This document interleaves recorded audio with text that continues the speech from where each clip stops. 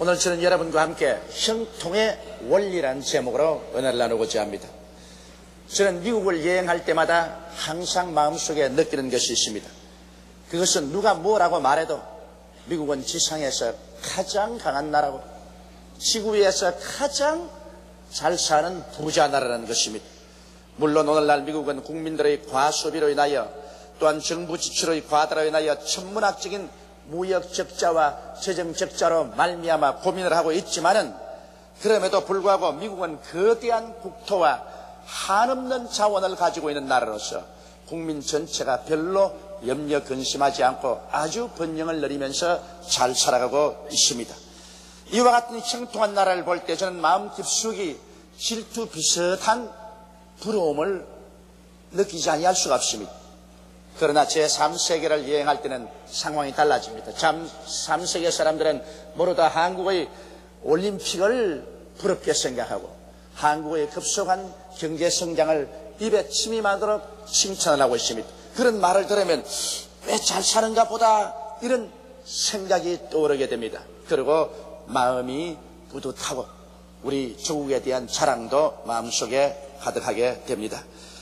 낭패와 실망에 허덕이는 것보다 형통하게 사는 것이 보기에도 얼마나 좋고 듣기에도 얼마나 좋은지 모릅니다.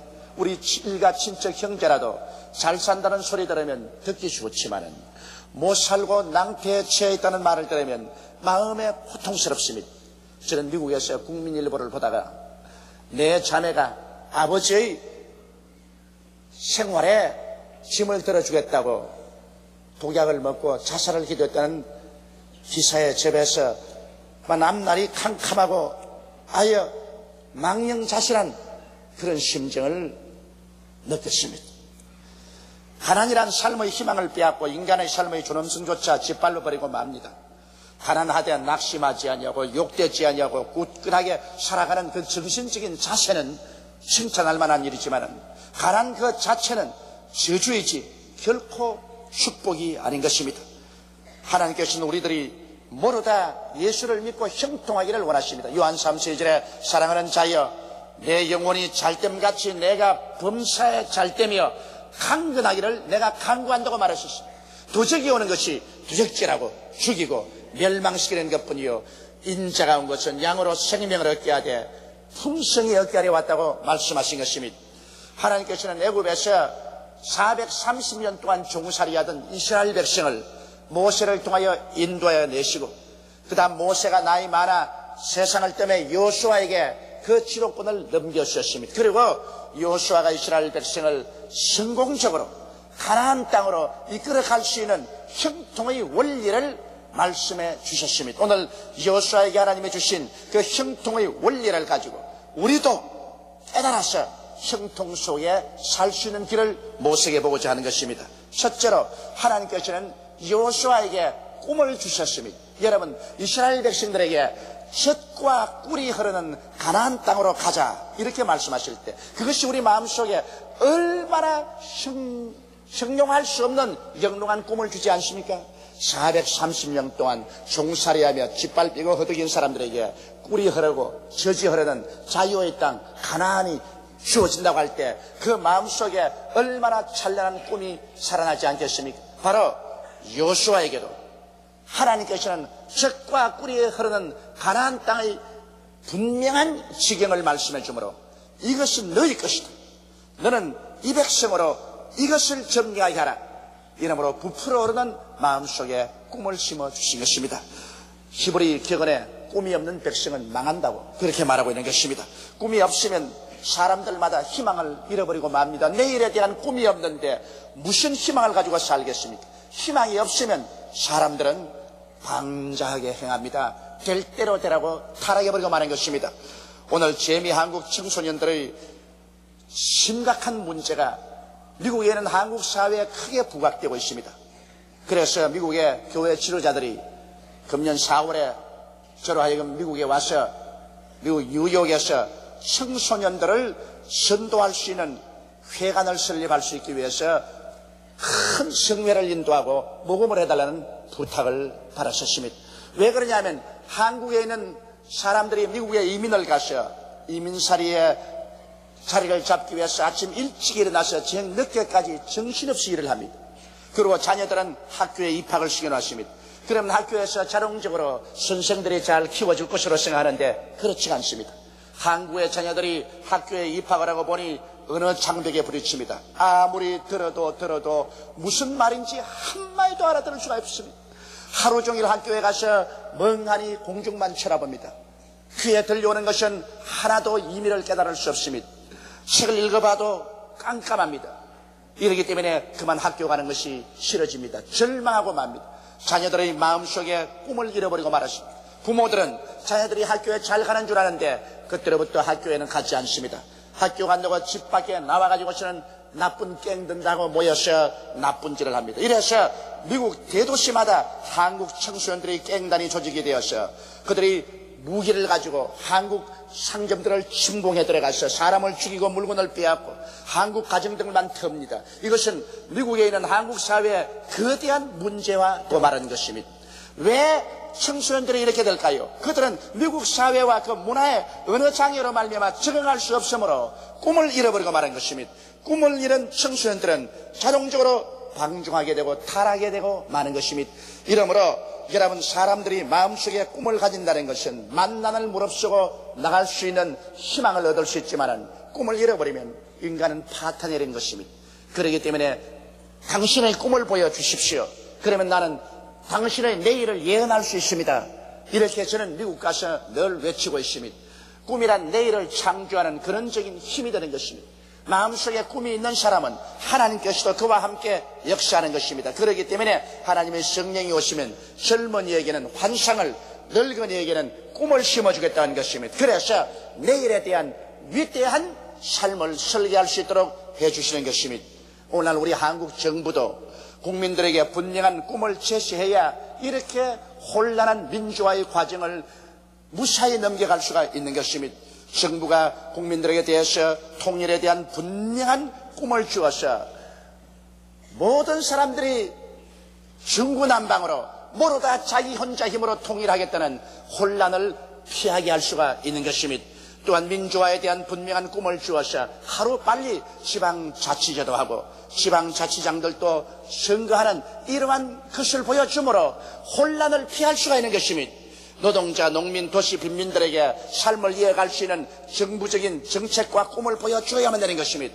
그러지 아니하면 공산주의자들은 노동자, 농민, 도시, 빈민들의 불만에 불을 질러 이들이 정부에 대하여 폭력화할 수 있는 폭동 세력으로 만들고 마는 것입니다. 1917년 소련에서 볼셰비키 혁명운동이 일어났을 때 레닌은 불만에 꽉 들어찬 노동자, 농민들에게 불을 질러서 쌀 제국에 대하여 반항을 하게 하고 그 결과로 소련 정부가 무너지고 공산주의가 들어오게 만드는 것입니다. 이러므로 언제나 꿈을 잃어버렸었을 때 여기에 불만의 세력을 불어넣으면 큰 폭력화되고 마는 것입니다. 이러므로 오늘 이 시간에 정부는 반드시 우리 국민에게 밝은 꿈을 제시해주고 이 민족을 안정시키고 이끌어가야만 되는 것입니다. 기업가는 노동자들에게 꿈을 심어주므로 극한 노사 분쟁을 피할 수가 있는 것입니다. 기업가와 노동자가 함께 가꾸어 열매를 나누는 꿈나무로 만들어야만 되는 것입니다. 기업가만 독점하는 것도 아니고 노동자만 독점해서는 안 되는 것입니다. 노동자의 억지나 기업가의 착취는 산업을 마비시키고 모두의 경제를 파탄에 이르게 만 것입니다. 이러므로 여러분, 꿈이 없는 백성은 망한다는 말은 참말입니다. 서양속담에 벌레의 눈을 가진 민족은 망하고 새의 눈을 가진 민족은 흥한다고 말한 것입니다. 우리 모든 사람의 가슴 속에 영롱한 내일에 대한 꿈이 심어질 때 형통의 원리는 역사하기 시작하는 것입니다. 우리 주 예수 그리스도께서는 십자가를 통하여 낭패와 절망에 처한 사람들에게 영롱한 꿈을 심어줍니다. 십자가야말로 이 세상에 버림받고 아무 희망도 없는 인생에게 꿈을 심어주는 꿈나무가 되는 것입니다. 예수님은 십자가에 올라가서 몸을 찢고 피를 흘리셨습니다. 그러나 몸 찢고 피를 흘린 것이 아무 의미가 없는 종교적인 의식에 불과한 것이 아닙니다. 우리들에게 분명한 꿈을 심어주는 꿈나무가 된 것입니다. 예수 그리스도의 십자가 앞에 나올 때 죄를 짓고 불의하고 추악한 사람들이 그 십자가의 꿈나무의 열매를 먹고 죄사함을 받고 의롭게 될 수가 있는 것입니다. 그러므로 십자가는 죄인을 의로 만드는 꿈나무인 것입니다. 또한 예수 그리스도의 십자가 앞에 나올 때 하나님께 버림받고 하나님과 원수된 사람이 그리스도를 통해서 하나님과 화목을 이루고 하나님의 성령이 우리 속에 들어오셔서 우리가 하나님을 향해서 아바 아버지라고 부를 수 있게 되는 것입니다. 이 얼마나 소망찬 일이 아니겠습니까?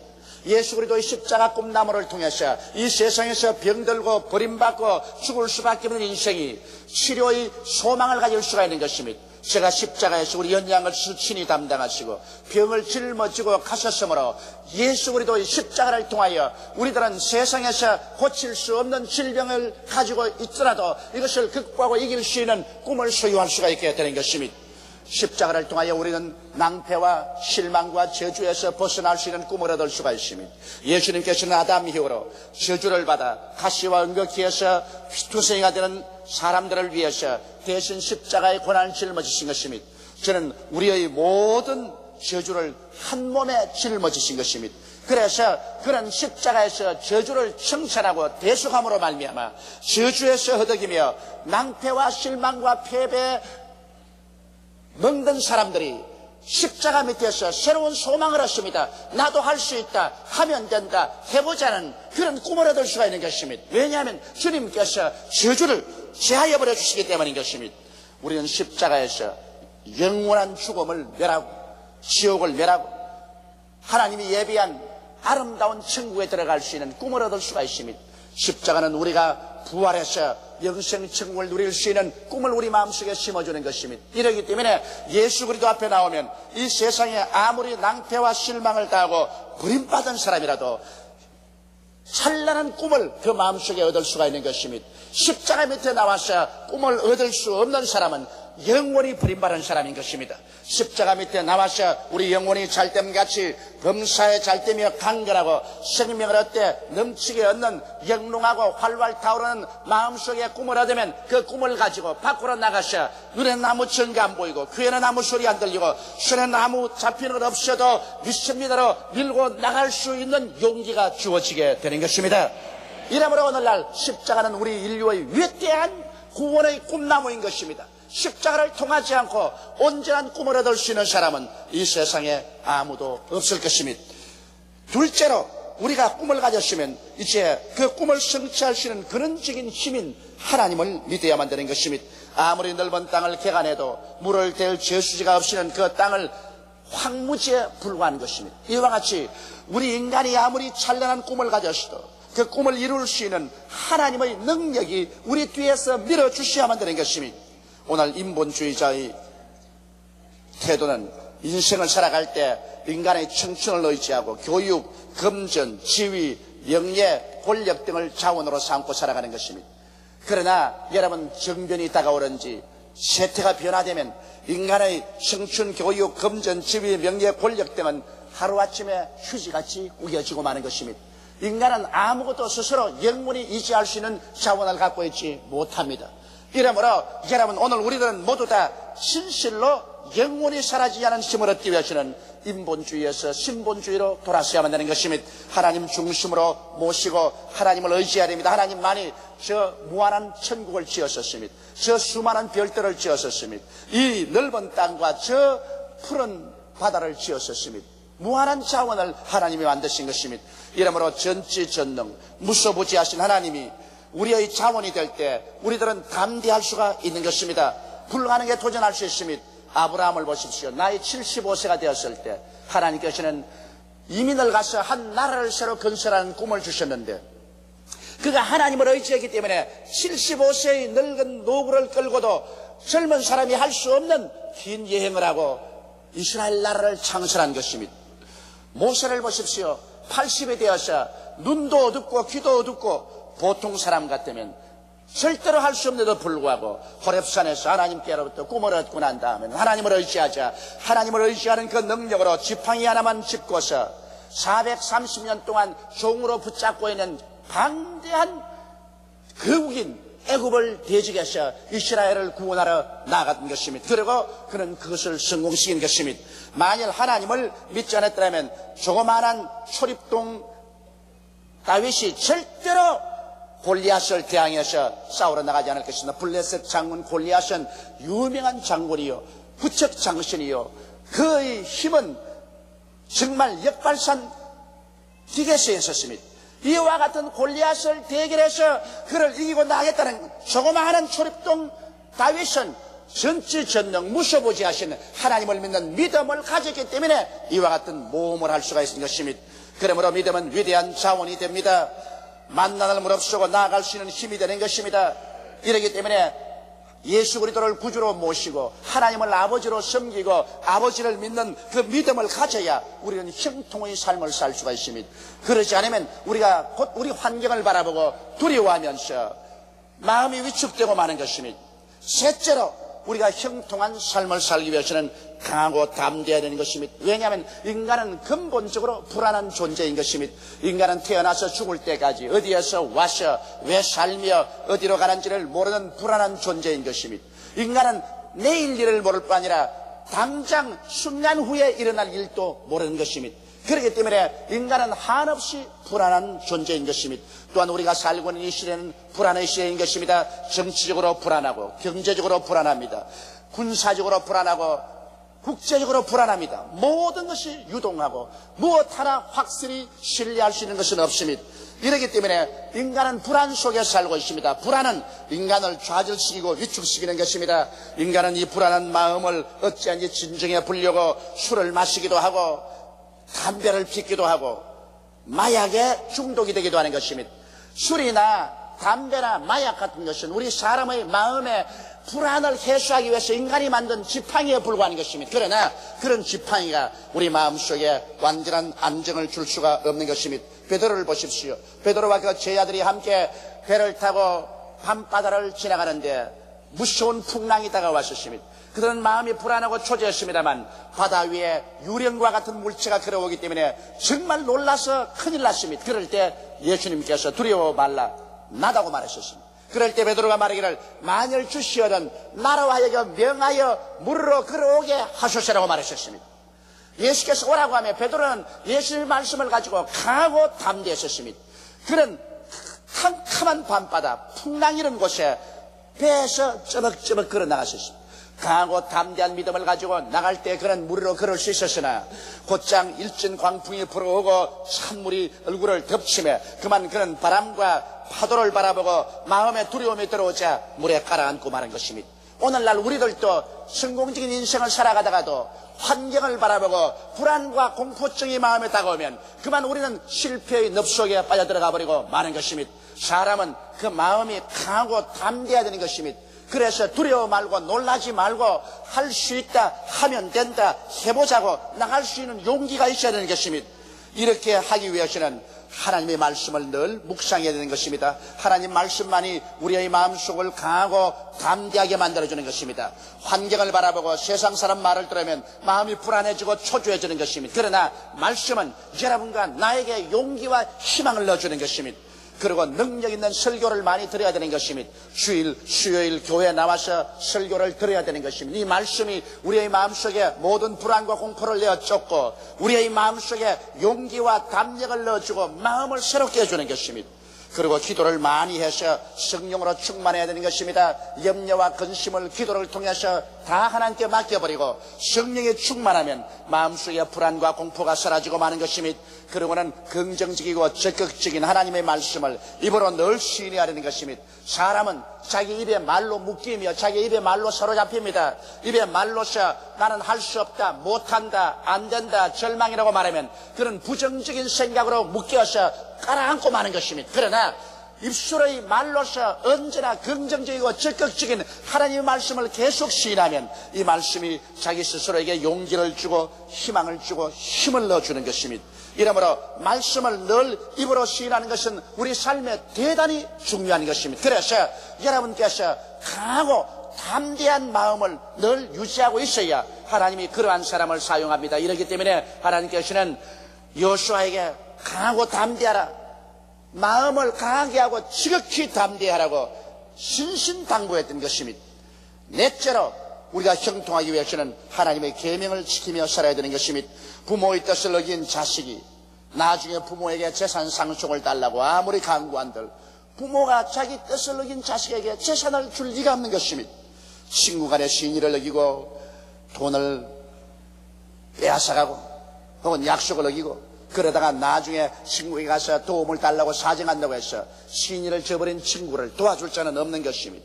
국법을 어기고 자기 마음대로 범죄 행위를 하다가 필요할 때는 국가의 도움을 달라고 간다고 해서 국가의 보호를 기대할 수는 없는 것입니다. 이와 같이 하나님의 계명을 어기고 하나님 뜻대로 살지 아니하고 하나님을 무시하고 멸시하고 살다가 도움이 필요할 때는 하나님이여 나를 도와달라고 외친들 무슨 소용이 있겠습니까?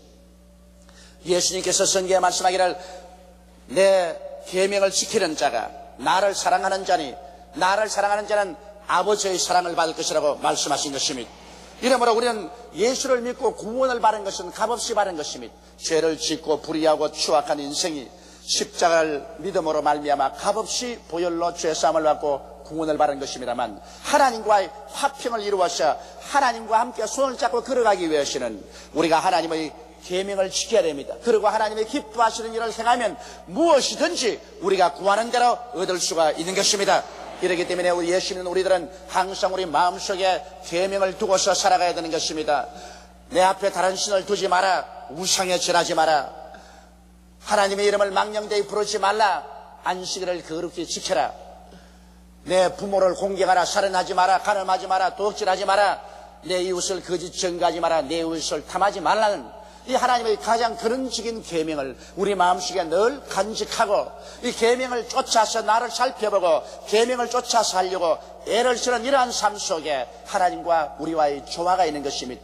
그리고 엿새 동안 부지런히 일하고 이래저래 교회에 나와서 하나님을 섬기는 일을 해야 될 것이요. 우리의 수입 중에 10분의 1은 반드시 하나님께 드려서 하나님의 창고에 양식이 있게 하고 하나님으로 하여금 하늘 문을 열고 살 것이 없도록 붙지 아니하나 보라 하는 그 약속의 말씀이 이루어지도록 해야 될 것입니다.